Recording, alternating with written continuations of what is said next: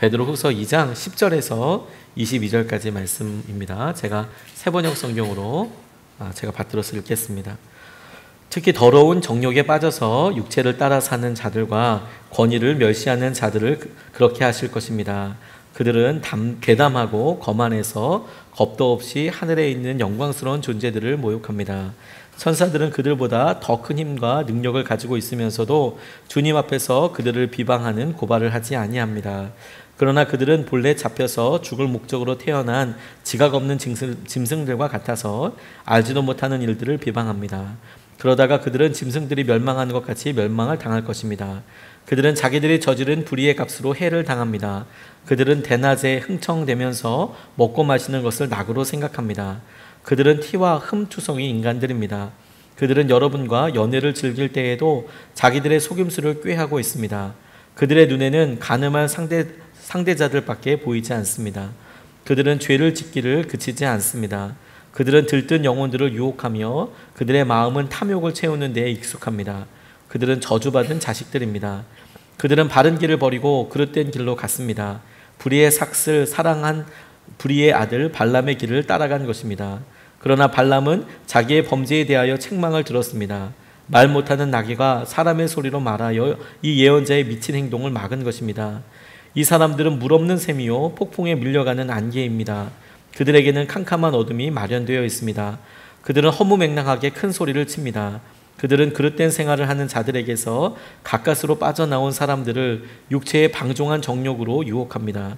그들은 사람들에게 자유를 약속하지만 자기들은 타락한 종이 되어 있습니다. 누구든지 진 사람은 이긴 사람의 종노릇을 하게 되는 것입니다. 사람들이 우리의 주님이시며 구주이신 예수 그리스도를 알므로 세상의 더러운 것들에서 벗어났다가 다시 거기에 말려들어서 정복을 당하면 그런 사람들의 형편은 마지막에 더 나빠질 것입니다. 그들이 의의 길을 알고서도 자기들이 받은 거룩한 계명을 저버린다면 차라리 그 길을 알지 못했던 편이 더 좋았을 것입니다. 다음과 같은 속담이 그들에게 사실로 들어맞았습니다. 개는 자기가 토한 것을 도로 먹는다. 그리고 돼지는 몸을 씻고 나서 다시 진창에 뒹군다. 아멘. 하나님 말씀입니다.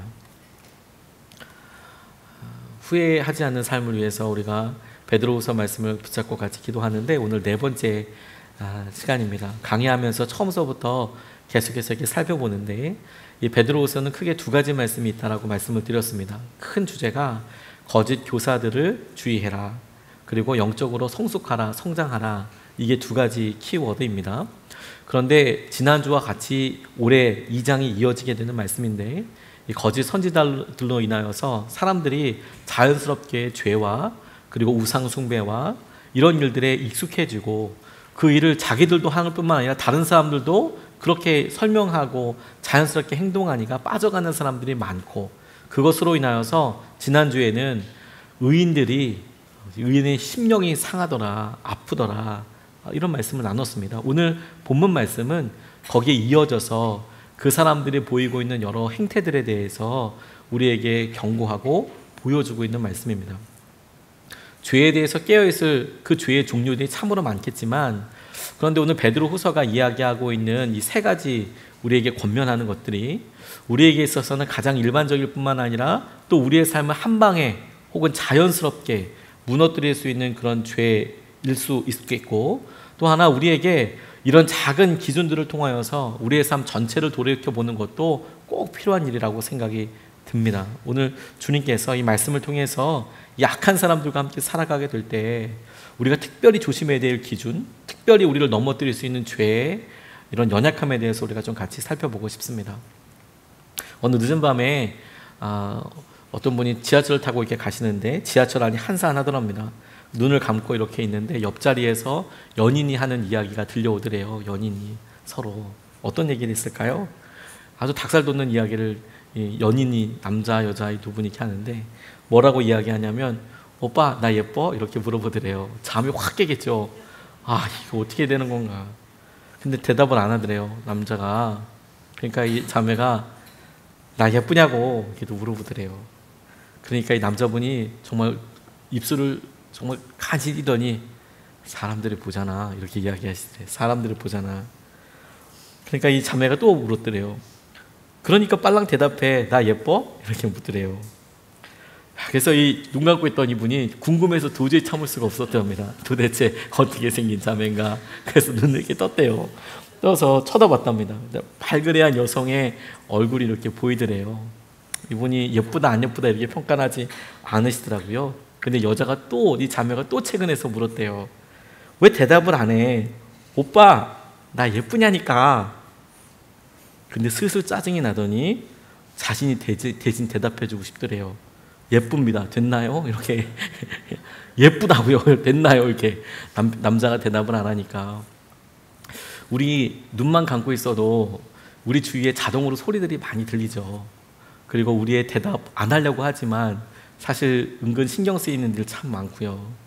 그냥 웃어 넘길 수 있는 일들도 있지만 우리의 삶에 들려오는 말들이 우리의 가치관을 흔들 때가 많이 있습니다. 성공하려면 다들 그런데, 다들 노후 대책을 다 세운대. 그래서 그걸 위해서는 어떤 일도 다 하는 거래. 다들 부부싸움 그 넘어서 어떤 갈등도 있는 거래. 이런 일들을 너무 자연스럽게 당연하게 이야기하죠. 그리고 우리도 모르게 거기에 대해서 속삭임처럼 뭔가 우리의 그냥 혼잣말뿐만이 아니라 뭔가 반응을 하면서 살아가요. 그러니 악한 사람들과 함께 살아간다면 우리의 대답하는 내용도 점점점 혼란과 어려움 가운데 있을 수밖에 없겠죠. 그런데 이런 경우들이 우리가 좀 건강하고 괜찮을 때에는 그래도 좀 낫습니다. 이게 주님 말씀대로 할 때 살아가는 게 옳다고 생각을 하니까. 우리도 지치고 힘들면 어느 순간에 오롯이 그 생각이 그대로 우리에게 맴 따라오게 되는 거예요. 저희 아버지가 목회하시던 교회 3층에 개척교회 이렇게 하셨는데요. 그 지하가 한동안은 카바레였어요. 카바레. 참 그 많은 것 중에서 카바레가 그 밑에 있었어요. 2층은 당구장이었습니다. 그래서 한밤중에도 당구공 떨어진 소리가 쿵 하고 나고 그랬습니다. 근데 이 카바레가 문제였어요.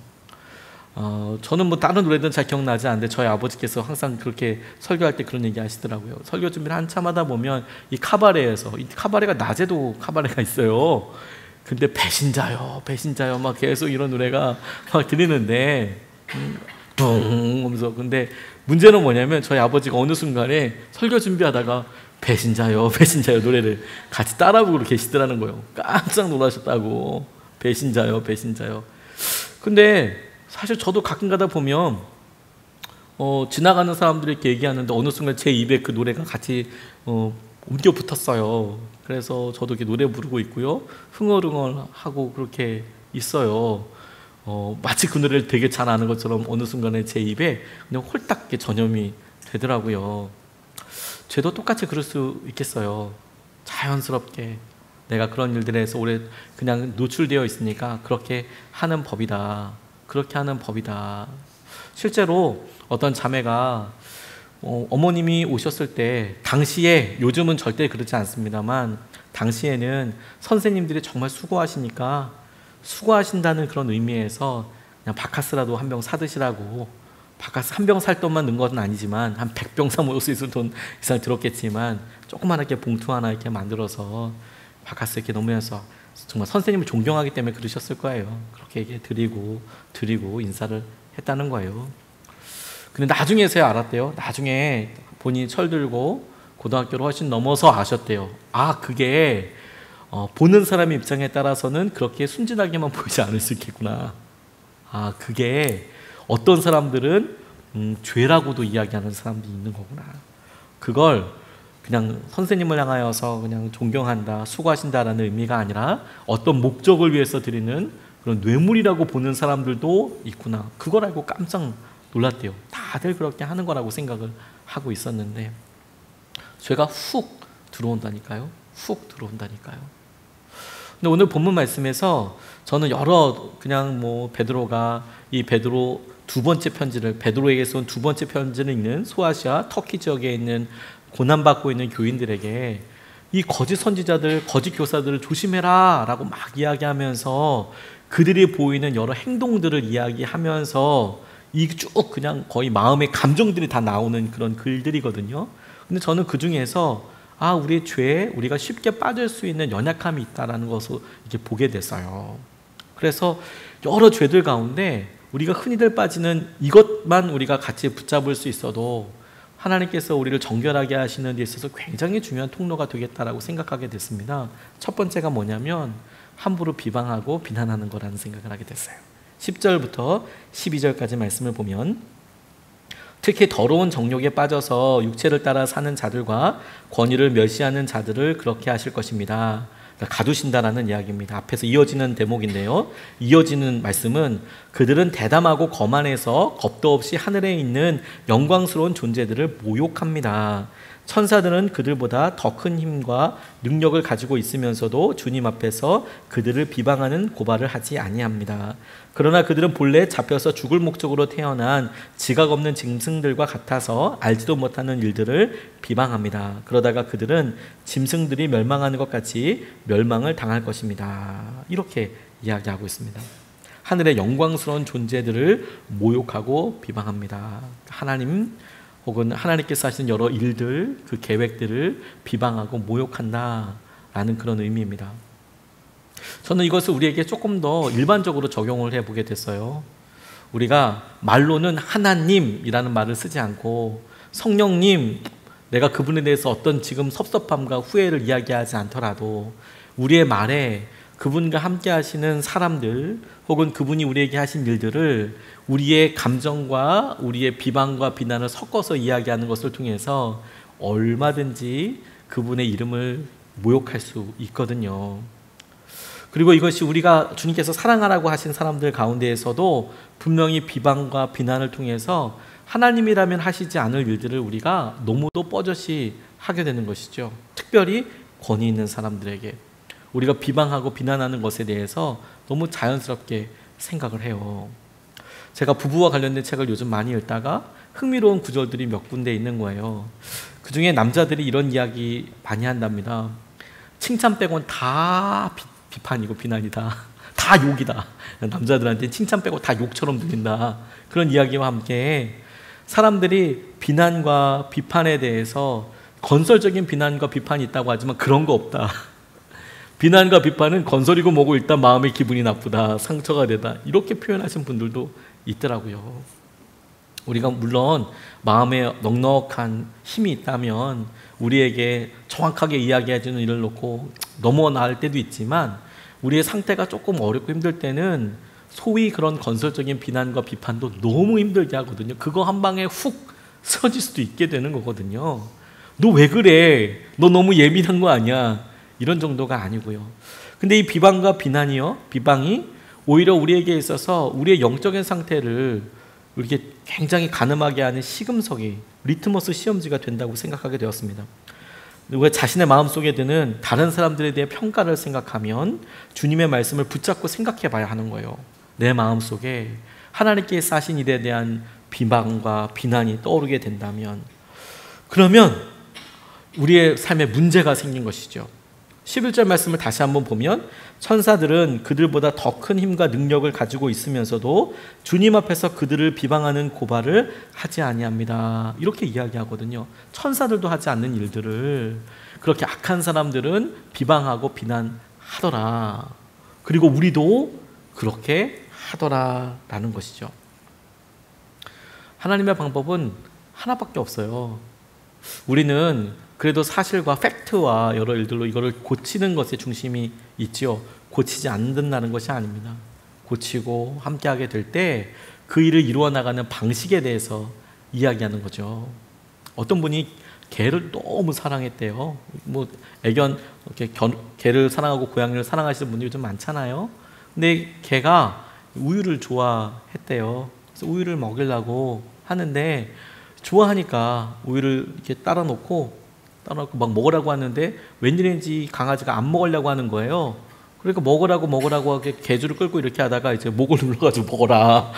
거의 뭐 물고문처럼 이렇게 먹어라 이렇게 했나 보죠. 먹어라, 너 좋아하잖아, 먹어. 근데 막 안 먹고 막 그렇게 뒷걸음치고 막 그렇게 하는 거예요. 그러니까 뭐 나중에는 이 우유 사발도 막 난리가 나는 거죠. 애가 막 흔드니까 왜 우유를 안 먹지 좋아하면서. 그러고 보니까 잠깐 돌아서 이렇게 보니까 이 개가 떨어져 있는 우유를 핥아먹고 있는 거예요. 우유를 싫어하는 게 아니고 우유를 먹이는 방식이 싫은 거죠. 우유를 먹이는 방식이. 걔가 우유를 먹는데 좋아하는데 그 방식이 쓰는 것이죠. 비방과 비난은 우리가 하나님에 대한 마음과 사람들에 대한 마음을 갖고 있을 때의 방식에 해당되는 거예요. 진리를 나아가고 그 일에 함께하는 데 있어서 우리가 어떤 방식과 어떤 태도를 가지고 있느냐에 따라서 그 일이 선할 수도 있고 악할 수도 있더라고요. 좋자고 하는 일도요, 목적은 선하다고 이야기하지만 그 일을 이루어가는 데에 아주 악한 방법을 쓸 수도 있지 않겠습니까? 오해가 없으셨으면 좋겠지만 모든 사람이 다 평등하게 살아야 한다라는 말은 얼핏 듣기에는 굉장히 좋은 말처럼 들리잖아요. 그런데 거기에 이어서 그런 평등한 세상을 이루기 위해서 폭력을 사용해야 한다, 폭력적인 혁명을 일으켜야 한다라는 생각이 공산주의의 생각이거든요. 거기에 동의할 수는 없는 거 아니겠습니까? 평등한 삶을 산다, 이거에 대해서 반대할 사람이 누가 있어요? 그렇지. 그런데 그 방법이 무장혁명을 일으켜서 그렇게 해야만 한다, 그러면 거기에는 생각이 다른 거죠. 비난과 비방이 딱 그와 같은 거예요. 남아프리카에 존경받았던 정치가였던 넬슨 만델라라는 분이 아파르테이트라고 인종차별주의였습니다. 아예 공개적으로 인종차별을 했어요. 아파르테이트는 뭐냐면 당시 남아프리카의 백인들, 독일계 중심의 백인들이 정권을 잡고 있었습니다. 그래서 투표권도 차이가 있었어요. 백인들에게 더 많았습니다. 흑인들은 거의 노예는 아니라고 이야기하지만 전혀 다른 그런 인종처럼 이렇게 취급받았어요. 거기에 그 분리 정책, 아파르테이트를 종식시키기 위해서 이 넬슨 만델라가 이렇게 운동하다가 정치범으로 수감되어서 27년 동안 옥살이를 하게 된 거거든요. 그런데 그가 이걸 반드시 종식시켜야 한다라고 생각을 했지만, 그런데 남아프리카가 무너지면 안 된다라고 동시에 생각을 했어요. 폭력적으로 일어나면 안 된다고 생각했어요. 그래서 1990년 2월 11일에 석방된 이 넬슨 만델라가 줄루족 등 흑인 종족 간의 갈등으로 복잡해진 상황 가운데 흑인 극단주의자들의 비난에도 불구하고 데 클레르크 대통령이 이끄는 백인 정부와 협상을 계속해요. 사람들은 저거 변절한 거 아니냐, 저거 뭐냐라고 이야기하지만 백인 정부와 끊임없이 이야기해요. 자기들이 원하는 것을 설득하고 이야기해서 우리가 원하는 것이 무엇인지 폭력적인 것이 아니고 그것에 대해 끊임없이 설득합니다. 그래서 민주 선거를 할 수 있도록 하고, 그래서 1993년에 이 데 클레르크 대통령과 함께 이 넬슨 만델라가 함께 노벨 평화상을 받아요. 넬슨 만델라만 혼자 받은 게 아니고요, 이 백인 대통령도 같이 노벨 평화상을 같이 받았어요.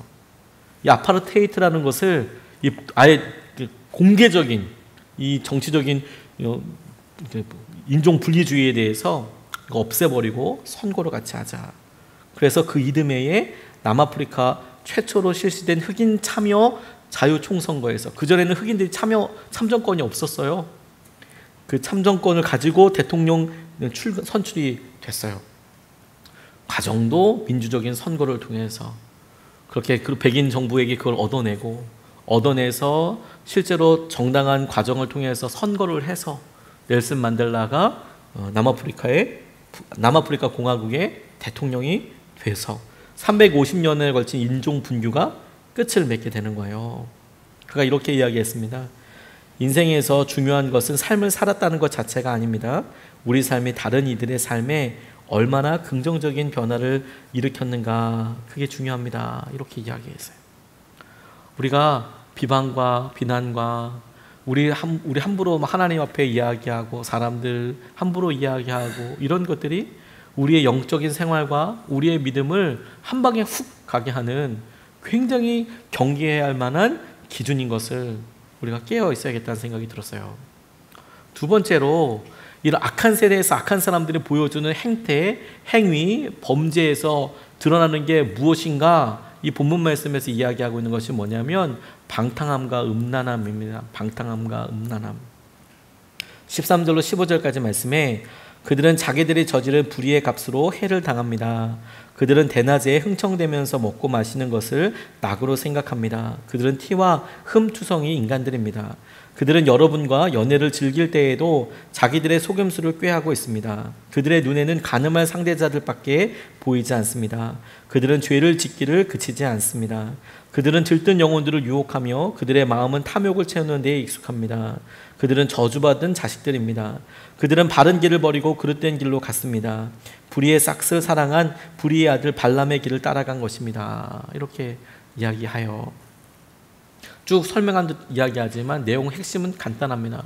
방탕함과 음란함에 눈이 띄어서 그 일이 지금 베드로가 경고하고 있는 거짓 교사들에게 있어서 주위에 있는 사람들에게 영향을 주고 있더라라는 거예요. 교회에서나 여러 사람들에게 그 일이 당연스럽게 받아들여지고 있더라. 우리가 이런 일들에 대해서 계속 기도하고 음란함과 방탕함에 대해서 생각할 때 음란함을 특정한 행동과 생각해서 이렇게 당연히 결부해서 생각할 수밖에 없겠지요. 근데 그럼에도 그것이 필요 없다는 것이 아니라 우리의 삶의 굉장히 다양한 부분에 이 방탕함과 음란함이 직결되어 있어요. 성경 말씀은 이것을 우상 숭배와도 이야기하고 있고요. 그리고 심지어 우리가 실제로 음란한 생활을 하고 있을 수도 있어요. 근데 하나님께서 이 일에 대하여 네가 생각하는 것과 하나님께서 그것을 보고 계시는 기준이 완전히 다르다라고 말씀하고 계시는 겁니다. 방탕함도 마찬가지입니다. 우리가 다른 사람들처럼 방탕하다고 이야기하는 술을 먹고 돌아다니거나 그렇게 어떤 기준을 넘어서는 어떤 행동들을 한다고 하지 않는다고 해서 안심할 수가 없어요. 우리가 우리의 시간을 쓰고 우리의 돈을 쓰고 우리의 상황들을 하는 데 있어서 얼마나 많은 연약함들이 묻어나오는지 몰라요. 그리고 그 한 사람이 우리 한 사람이 어떻게 중심을 잡느냐에 따라서도 굉장히 중요하거든요. 김남국 목사님 같아요. 무너지지 마라라는 책에서 이런 이야기를 하셨습니다. 둘러스 선교의 초창기 멤버 중에서 어떤 분이 심성이 너무 착한 분이 계시더래요. 직장 생활하는데 거절을 못해요. 그러니까 주일마다 교회에 나오면서도 밤늦게 세상 친구들이 부르면 거절을 못해요. 또 다 나가요. 또 다 있어요. 술자리에 끌려다녀요. 그런데 이분 성품이 진짜 착하니까 이분에게 신앙 성숙을 위해서 좀 집중적으로 좀 같이 해보자. 그래서 성경학교 교사가 좀 돼봐라. 교회학교 교사가 좀 돼봐라. 처음에는 당황하던데 이분은 거절을 못하니까 또 그 일을 한 거예요. 또 열심도 있으니까 성품이 있으니까 또 그 일을 또 열심히 했어요. 준비했어요. 그래서 어린아이들을 가르쳐 봤어요. 그런데 그게 예수님을 인격적으로 만났고 신앙에 더 깊어지는 계기가 됐다는 거예요. 하나님 앞에 홀로 서게 되는 계기가 돼서 변하게 되더라. 막연하게 따라가고 따라가서 내가 착하다 이런 삶으로는 될 수가 없는 거거든요. 우리가 방탕하다, 우리가 여러 삶에 있어서 사람들에게 숨겨져 있는 삶의 영역들이 있다, 이런 일들이 우리가 직접 보지 않으면, 우리가 직접 그거 대면하지 않으면 어렵고 힘든 일이 참 많아요. 하나님을 대적하는 세상 문화를 과감하게 버리지 않으면 답이 없습니다. 답이 없습니다. 음란물에 빠져들거나 게임에 집중하는 거, 이거 엄청 두려운 것입니다. 사람들이 아무렇지 않다고 생각하지만 그 일이 우리를 그냥 삽시간에 무너뜨릴 수 있거든요. 그냥 단 한 방입니다. 단 한 방. 단 한 번에 그냥 커다란 일들을 그냥 우리도 모르게 그냥 저지르게 되고 무너뜨려져 버리게 되는 것이죠. 이게 얼마나 무서운지 몰라요. 얼마나 무서운지 몰라요. 제가 예전에 살던 곳이 비교적 주택가임에도 불구하고 그 근처에 음주 단속하는 곳이 근처에 있었어요. 밤에 한 1시 반 이때쯤이 되면 음주 단속들을 이렇게 하시더라고요. 그러면 대충 제가 생각해도 한 500m 정도, 한 300m 이 정도 떨어져 있으니까 꽤 먼 거리임에도 불구하고 가끔 가다가 아름다운 소리가 들려와요. 한밤중에 야 이 강아지야 이런 소리가 막 들려요. 이 멍멍아 아마 경찰한테 하시는 이야기인 것 같아요. 경찰한테 안 취했어 이 멍멍아 막 이러세요. 근데 그 소리가 또렷하게 들려요. 얼마나 크게 이야기하시는지. 그러면 안 봐도 압니다. 그분은 당연히 술을 드셨을까요? 안 드셨을까요? 새벽 1시 반에 경찰한테 멍멍이라고 부르시는 분들은 술을 드셨으면 틀림없어요. 그건 안 물어봐도 알아요. 소리를 막 이렇게 지르시는 거예요. 근데 그런 분들 꼭 있더라고요. 그래서 음주 단속 하는지 안 하는지 새벽기도 가야 되는데 이제 알죠. 예, 가끔가다 이렇게 보면. 근데 어느 날 문득 이런 생각을 해봤어요. 저분들이 실제로 진짜 안 취하지 않았을까 이런 생각이 어느 날 저도 많이 듣다 보니까 제가 멍멍이도 아닌데 안 취했다고 얘기하니까 안 취한 거 아닌가 이런 생각이 실제로 들었어요. 그냥 상식적으로 생각해 봤을 때. 왜냐하면 단순하게 생각해 봐도 서울 시내 안에 술을 파는 매장, 술집이라고 써놓지 않더라도 그냥 일반 음식점에서 술을 파는 집이 그냥 그게 안 팔리는데 다 그냥 억지로 장사를 하는 걸까요? 아니면 그게 그 가게가 유지될 만큼 그렇게 술이 팔리고 그렇게 되는 걸까요? 그냥 상식적으로 생각해도 당연히 그게 팔리고 장사가 되니까 거기가 하는 거 아니겠습니까? 근데 뭐 그런 술집이나 술을 파는 곳이 한두 군데예요.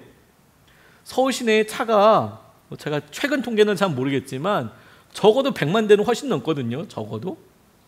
그런데 그냥 문득 그런 생각을 해보는 거예요. 적어도 와 그렇게 많은 술집이 서울 시내에 있고 100만 대가 훨씬 넘는 차가 있고 그중에 예수님을 안 믿는 사람, 예수님을 믿는 사람들 중에서도 음주를 즐기는 사람이 있을 텐데 그러면 오늘 밤에 음주운전하는 사람은 다 걸린 걸까?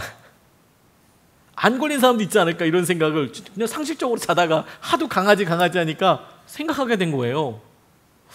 실제로 이렇게 가면 보니까 제 시골에서 목회할 때요.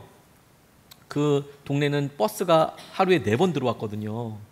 새벽에 들어오고 진짜 딱 4번 들어왔어요. 한 4시간? 그 다음에 이제 초저녁에 뚝뚝 켜지면 다음날 새벽까지 버스는 없어요. 7시인가 끝나고 막 그랬어요. 해질 때는 버스 안 다녀요. 근데 문제가 뭐냐면 그 동네에 뭐 회갑잔치가 있다든지 동네에 무슨 뭐 장례가 있다든지 그러면 거긴 다 친하니까요. 다 뭐 시족사회니까 다 모여요 거기에. 그러면 장소가 조금 멀 수도 있거든요. 거리가 조금 애매할 수 있거든요. 전 처음에 몰랐습니다. 시골에 왜 차들이 한가운데로 달릴까? 노란 선도 있고 그런데 왜 한가운데로 달릴까? 근데 제가 거기서 목회해보고 알았어요. 거의 100% 음주운전이에요. 왜냐하면 막걸리를 사발로 막 다 드시고 뭐 친구들과 놀 때 집에 어떻게 가요? 집에 갈 수 있는 차편이 없어요. 그러면 경욱이라도 끌고 가셔야 되는 거예요. 차라도 끌고 가셔야 되는 거예요. 근데 뭐 드셨죠? 술 드신 거예요. 차가 없으니까 그 한가운데 가는 거지. 제가 그 다음부터는 그 시골에서 이렇게 운전할 때 절대로 차 옆에 가지 않습니다. 저분들 분명히 술 드시고 운전하시는 거기 때문에 거의 100%. 왜냐면 밤에 어디 움직일 게 없어요. 놀이문화가 술 먹는 것밖에 없거든요. 근데 9시, 10시에 운전하는 차들은 술 먹고 들어가시는 거예요. 그러니까 아마 그렇게 안전하게 수십 번 왔다 갔다 하셨을 거예요. 별 문제가 없었을 거예요. 그러니까 안 취한 게 맞을 수 있다는 생각이 들었어요. 안 취했겠구나 진짜.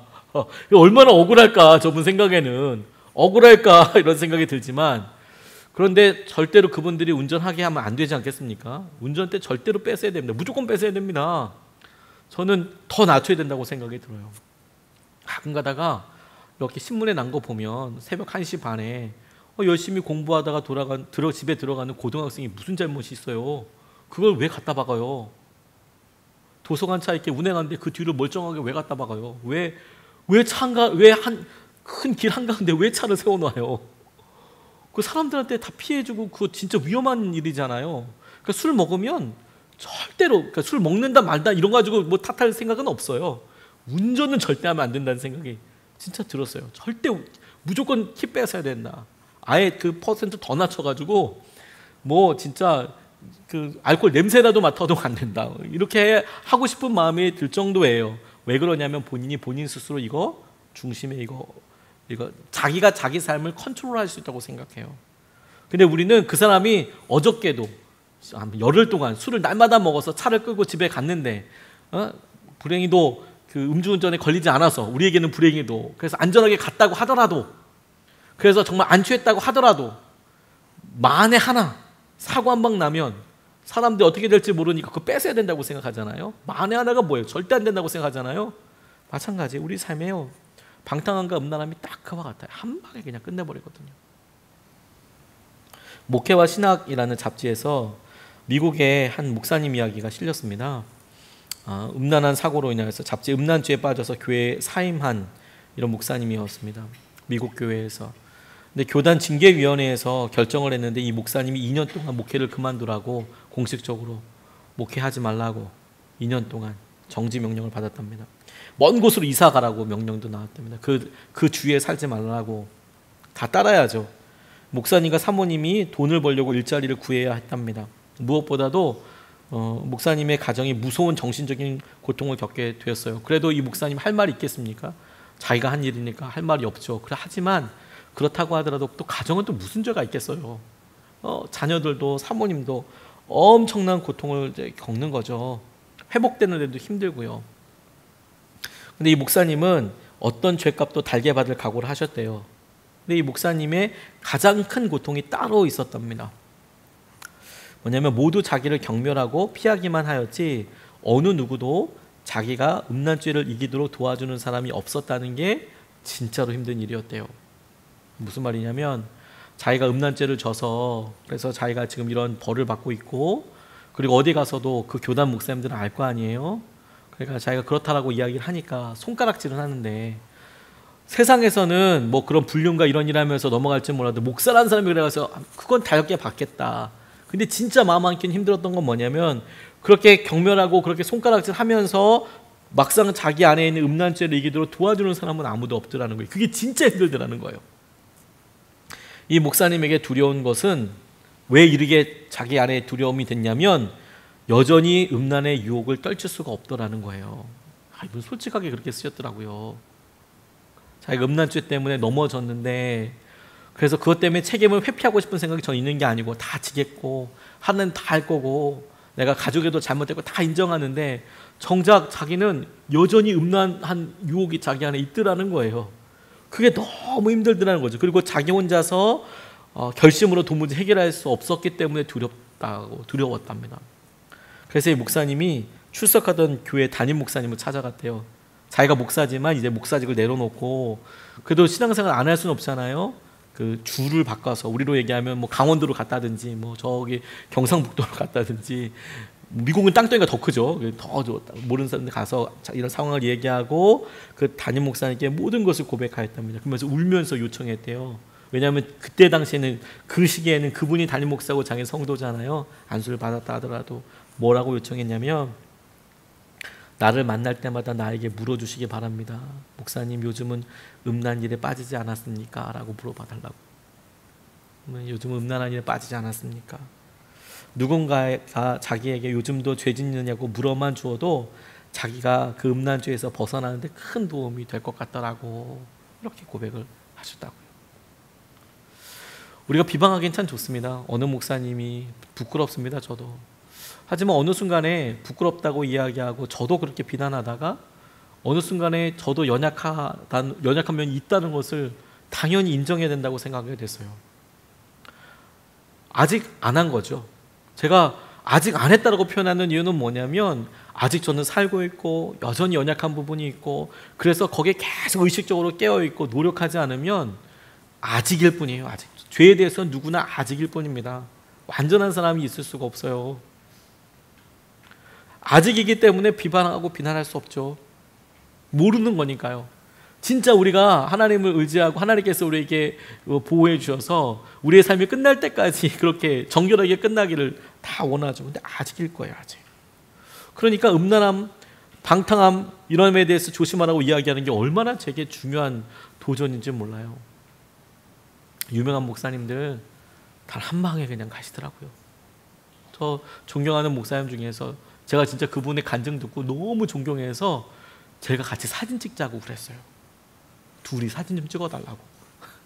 물론 유기성 목사님도 요즘 찍고 있지만 저 유기성 목사님 사역을 10년도 넘게 했는데 같이 찍은 사진이 거의 없더라고요. 이렇게 둘이 찍은 사진. 단체 사진은 엄청 많은데 단둘이 찍은 사진이 그렇게 없어요 또. 그런데 그 목사님은 제가 그렇게 모르는 목사님인데도 불구하고 간증 듣고 너무 놀랐어요. 그래서 목사님 제가 평생 제 마음속에 간직하겠습니다. 저랑 사진 한 방만 찍어주세요. 저 선언목 쪽에 부목사일 때였거든요. 그 목사님이 웃으시면서 사진 찍어주셨어요. 같이. 그런데 얼마 있다가 그분에 관련된 여러 안타까운 이야기들이 이렇게 들리는 거예요. 한 방에 사역 내려놓으시더라고요. 그래도 그분은 사역을 내려놓으시더라고요. 감사하게. 안 내놓으려고 또 이렇게 난리치면 진짜 마음 더 아팠을 텐데 그래도 자기가 인정하고 내려놓더라고요. 그리고 사역을 그만두시더라고요. 그만해도 감사하더라고요. 뭐 죄를 지은 게 잘 됐다는 게 아니라 그만해도 감사하더라고요. 다른 분보다는 낫다는 생각을 했어요. 우리가요 방탕과 음란함에 대해서 깨어 있어야 돼요. 그래서 우리가 욕하고 이렇게 하다가 한 방에 훅 갈 수 있어요. 자연스럽게 생각하지 마십시오. 우리가 이 일에 대해서 하나님께서 여러 앞선 사람들 통해서 우리를 깨워서 경책하시는 거예요. 우리를 흔들으시는 거예요. 우리를 붙잡아 주시는 거예요. 세 번째로 이 베드로가 우리에게 당부하듯이 권면하고 있는 기준이 뭐라고 제게 들었냐면, 처음 말씀을 버리지 마라. 처음 마음을 버리지 마라. 이 20절로 22절 말씀을 보면, 사람들이 우리의 주님이시며 구원이신 예수 그리스도를 알므로 세상의 더러운 것들에서 벗어났다가 다시 거기에 말려들어서 정복을 당하면 그런 사람들의 형편은 마지막에 더 나빠질 것입니다. 그들이 의의 길을 알고서도 자기들이 받은 거룩한 계명을 저버린다면 마땅히 그 길을 알지 못했던 편이 더 좋았을 것입니다. 다음과 같은 속담이 그들에게 사실로 들어맞았습니다. 개가 자기가 토한 것을 도로 먹는다. 그리고 돼지는 몸을 씻고 나서 다시 진창에 뒹군다.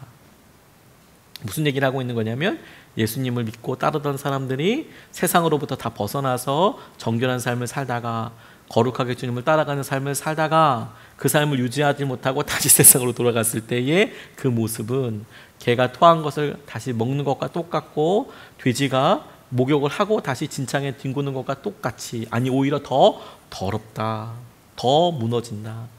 그리스도를 알므로 정결해졌음에도 불구하고, 이게 키워드 아니겠습니까? 하나님을 알고도 하나님께서 처음 마음을 우리에게 부어주시고 처음 사랑을 부어주셨음에도 불구하고, 그 사랑에 우리가 진짜 기뻐서 반응할 때 너무 좋은데 어느 순간에 세상으로 확 돌아가 버리면 그게 더 커다란 시험거리가 된다라는 거예요. 그런 의미에서 여러분, 우리에게 처음 마음, 처음 결단을 붙잡기 위해서 끊임없이 유지하는 게 얼마나 중요한지 몰라요. 얼마나 중요한지 몰라요. 영어에 용기라는 단어가 courage라는 단어가 있습니다. courage. 그게 심장이라는 라틴어에서 파생된 단어이거든요. 그래서 용기라는 courage라는 단어가 있어요.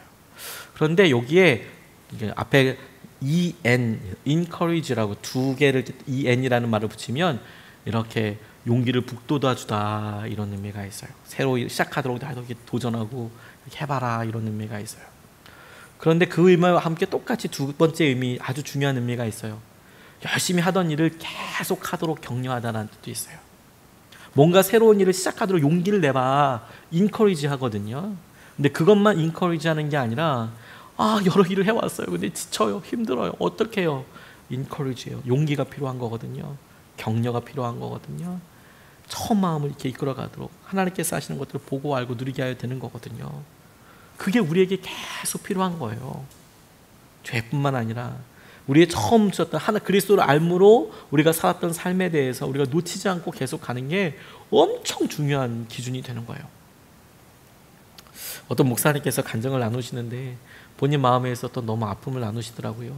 시골에 있는 교회에서 이렇게 땅을 사고 그러는데 공동 명의로 된 밭을 사셨답니다. 교회 돈으로 사신 거예요. 성도님들이 물론 헌금은 다 하셨지만 어떤 분이 그 밭을 사기 위해서 이렇게 헌금을 더 하신 게 아니고, 교회가 일단 그 근처가 이렇게 해서 나중에 건축을 할 수도 있고 하니까 좋은 밭이 나와서 그 밭을 샀는데, 이 살 때 이렇게 하다 보니까 이제 교인들 공동 명의로 이렇게 산 거예요. 그럴 수 있겠죠. 거기에 권사님 한 분이 계셨거든요. 그런데 여자 권사님 한 분이 계셨는데, 이 여자 권사님이 교회나 목사가 자기의 마음에 들지 않으면 그 땅이 자기의 소유라고 주장을 하기 시작한 거예요. 진짜 황당한 거죠. 자기 땅이라고 우기는 거예요. 그러니까 이게 본인이 헌금을 해서 그 땅을 산 게 아니고 교회에서 공동 구매를 한 거예요. 그래서 샀는데 권사님들이 계시니까, 목사님들은 또 임기가 있으면 또 바뀔 수도 있고 시골의 교회는 좀 그러니까 이제 어렵고 힘들 때였으니까 이제 권사님들이 계시니, 장로님은 안 계시고 권사님들이 계시니 공동 명의로 산 건데, 이 자기가 좀 삔또가 상하는 거예요. 목사님 섭섭해요. 내가 하고 싶은 일 안 시켜주면 이 땅 내 거예요. 이렇게 우겨버리는 거예요. 그러니까 와, 피가 마르는 거죠. 막 그 거품이 뽀글뽀글 생기는 거죠, 여기 안에. 아니 이런 일이 어디 있어? 이게 말이 돼? 이런 생각을 하게 되는 거죠.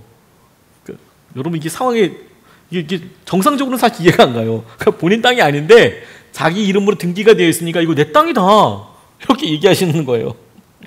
근데 이분이 이분 표현에 의하면 이 권사님을 하나님께서 데려가셨대요.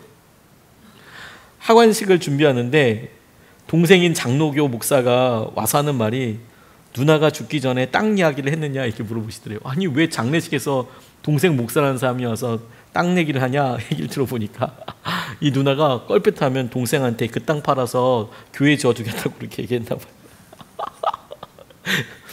다시 한번 얘기하자면 이 권사님은 이 밭을 사는데 1도 500원도 내지 않았는데 그 공동 명의로 권사님이니까 다 믿을 만하다고 생각을 해서 교회에서 이걸 산 건데 그거 팔아서 동생 교회 줘주겠다고 이렇게 얘기를 했나 봐요. 이것도 충격적인데 문제는 그 다음에 일어났대요. 계속 문제가 더 커져요. 권사님이 돌아가셔서 부동산의 소유권 정리를 이제 해야 되지 않겠습니까? 남편분을 찾아갔답니다. 이 남편분이 권사님 살아있을 때 이 남편분도 집사님이었거든요. 이 권사 가짜 권사라고 가짜 권사라고 막 욕을 하면서 막 소유권 이전하라고 막 이랬대요. 오히려 교회 편에 들어서 당신 어떻게 교회 거를 그렇게 교회 재산을 그렇게 얘기할 수 있냐?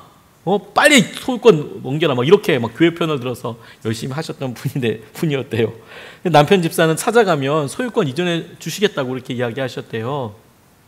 그런데 1년이 넘어도 소유권 이전을 해주지 않는 거예요.